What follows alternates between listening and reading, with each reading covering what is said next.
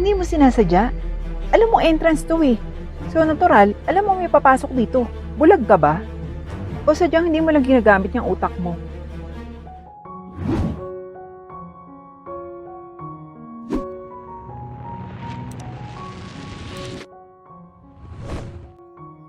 Sir, ready na po yung lahat ng tables para sa lahat ng guests ngayong araw. Siguraduhin nyo lang ha. Ayoko mapahiya. Yes sir. Isang malaking restaurant ang pag-aari ni Michael. Hindi maipagkakaila na sa lahat ng kanyang empleyado, hindi maayos ang kanyang pakikitungo. Kung hindi pa sigaw, ay papahiya naman niya ito. Minsan, pati sa mga customer ng restaurant ay nagpapakita ng kakaibang ugali si Michael. Oh, bawal pumasok dito yung mga naka-wheelchair. Di mo ba nakikita? Occupied na lahat ng mga chairs and tables dito. I think you should consider me as a customer. Hindi ba dapat hanapan mo ko ng iba pang lamesa? Saka kaya ako nandito ay para lang kumain. Sorry, wala nang available na tables. Lumipat ka na lang at kumain ka sa ibang restaurant. Hindi ikinatuwa ng customer ang inasal ni Michael at napasinghal na ito. Anong klaseng restaurant ito? May discrimination naman pala. Dinig na dinig ng mga staff ang pagtatalo ng dalawa, ang boss na si Michael at ang customer na naka-wheelchair. Wala na rin nagawa ang babaeng naka-wheelchair kaya't umalis na lamang ito. Ngunit biglang nagkaroon ng pandemic ang bansa. Kaya't isa sa mga naapektuhan nito ay ang kanyang restaurant.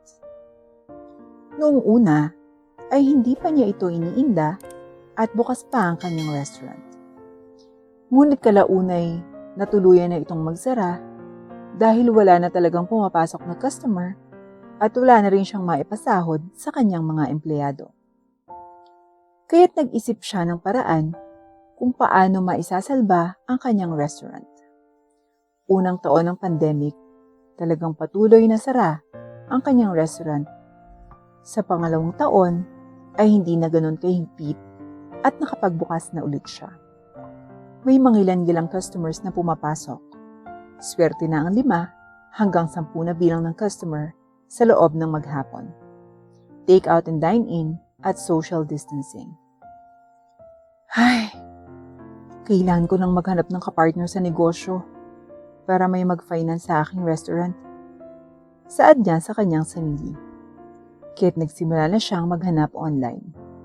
Nag-chat siya sa mga kilalang personalidad upang i-present ang kanyang business proposal. Magandang araw po. Ako nga po pala si Michael at may appointment po ako kay Mr. Cruz dito sa building na to. Wait lang sir ha, check ko lang yung schedule ni Mr. Cruz. Ano ba yan? Akala mo naman nagbubulaan ako dito. Sorry sir, patakaran po. By appointment lang po talaga kasi. Saad ng babae.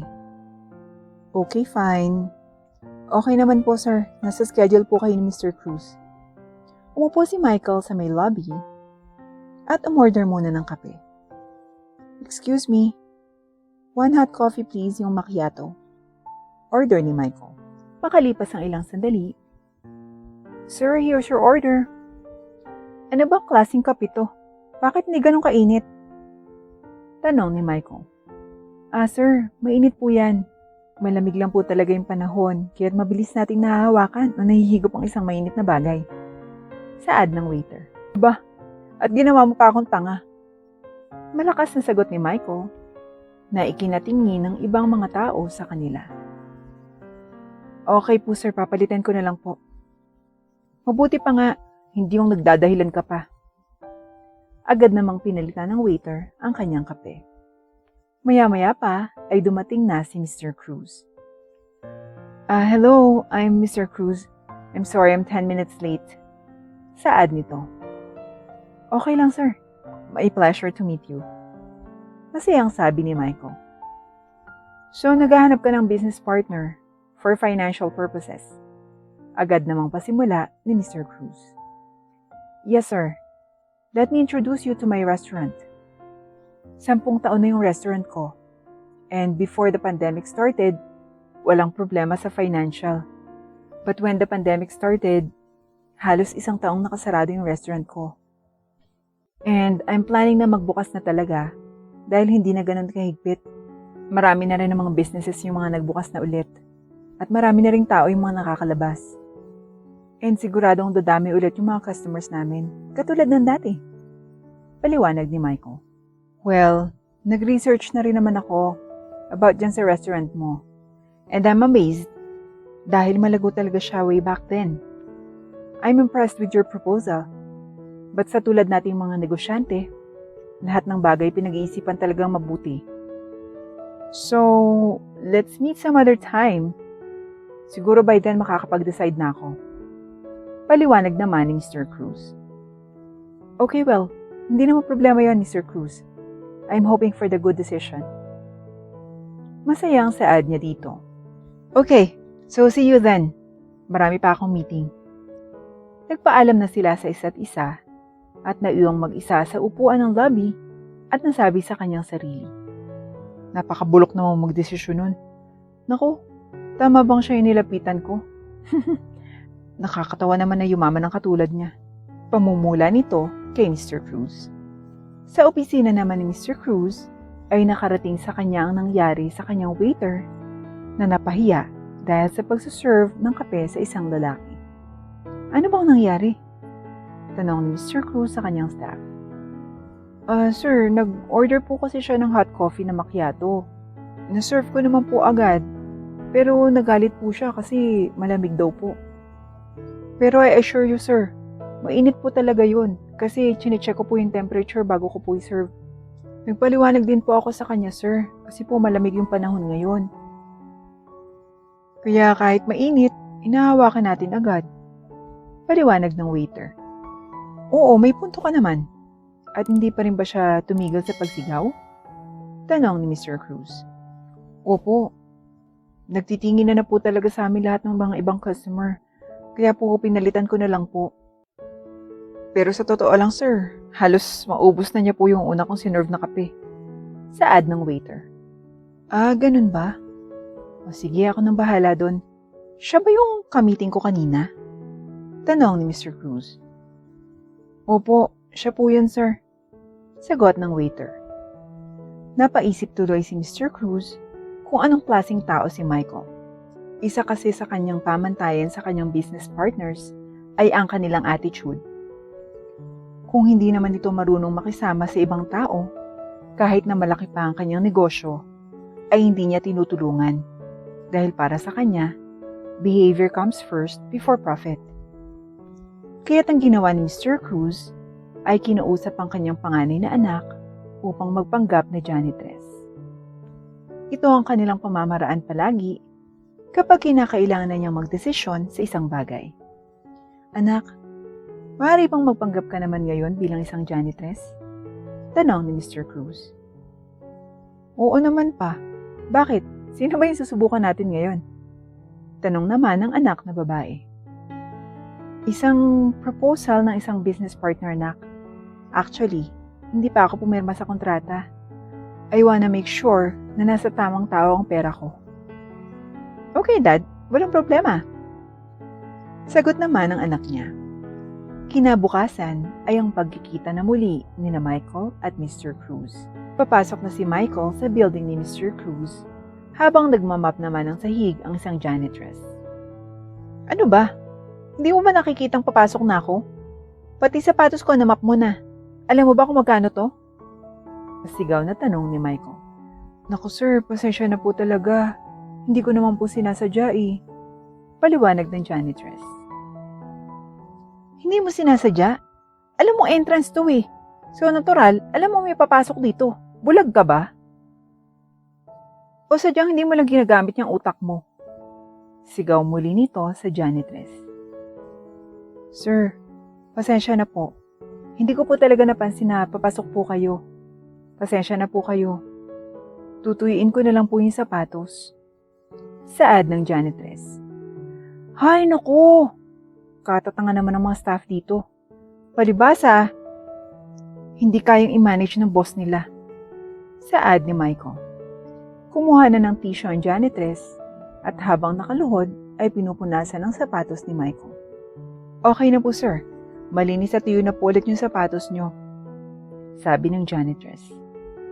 Umalis ka dyan sa daraanan ko, nakaharang ka. Pasinghal na sabi ni Michael.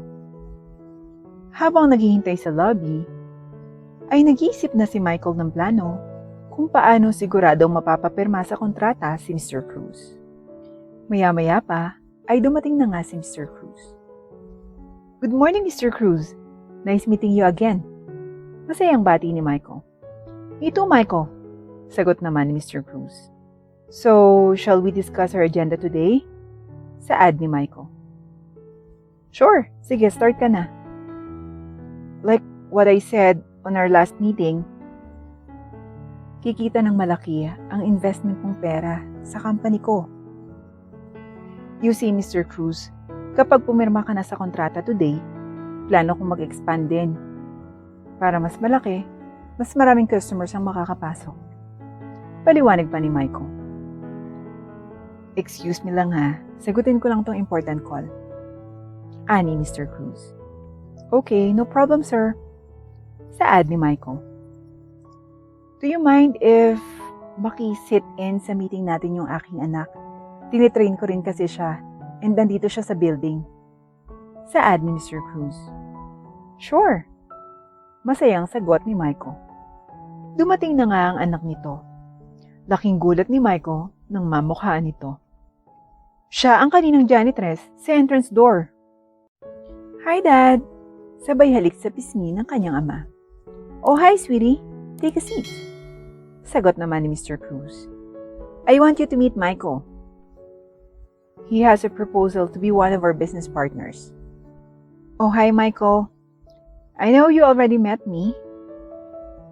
Patawang tanong nito. Aha? Parang hindi pa naman tayo nagkikita. Pag-iiba nito ng topic. Okay, let's go back to the agenda, Michael. Saad naman ni Mr. Cruz. So, anong decision mo, Mr. Cruz? Is it a yes? Masayang tanong ni Michael.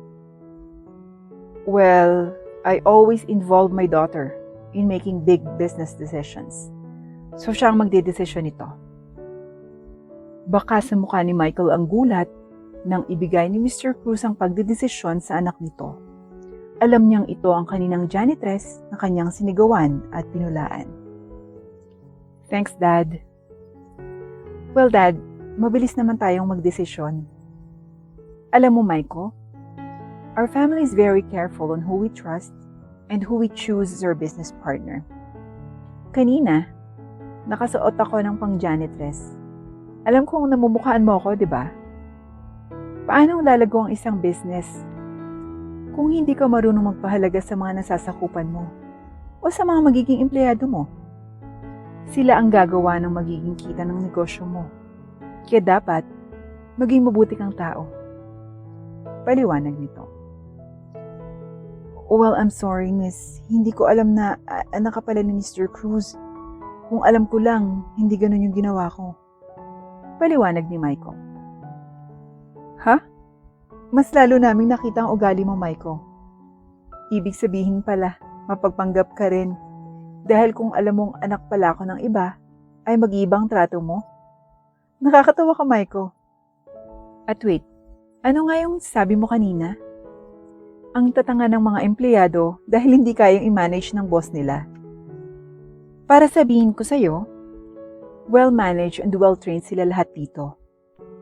Matuto ka munang makisama at saka mo isipin yung kikitain mo. Sagot nito. Nakapagdesisyon na rin ang mag-amang Cruz. It's a big no. Saad nila. Pero Mr. Cruz, okay naman yung pinropose ko sa'yo, di ba? Malaki yung kikitain mo kapag nag-invest ka sa akin. Well, Michael, hindi namin nagustuhan ang bulok mong ugali. At mukhang walang tatagal na empleyado sa'yo. Makakaalis ka na dito sa building. Sagot ng anak ni Mr. Cruz. Umuwi ngang walang magandang balita si Michael. Lumipas ang ilang araw, ay tuluyan ang nagsara ang kanyang restaurant. Malaki na rin ang pagkakautang nito sa mga bangko, kaya tuluyan na nga itong na-bankrupt.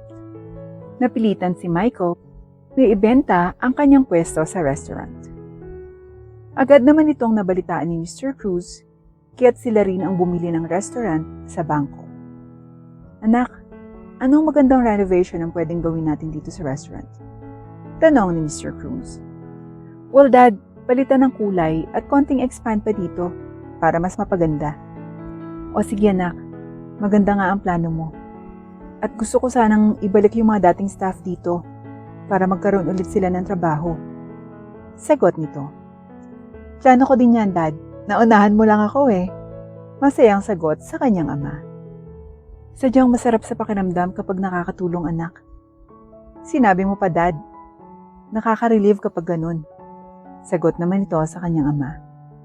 Nang mga oras na yon, ay napadaan si Michael sa dati niyang restaurant. Halos manliit siya sa kanyang sarili at maiyak-iyak na nawala na ang kanyang dating restaurant.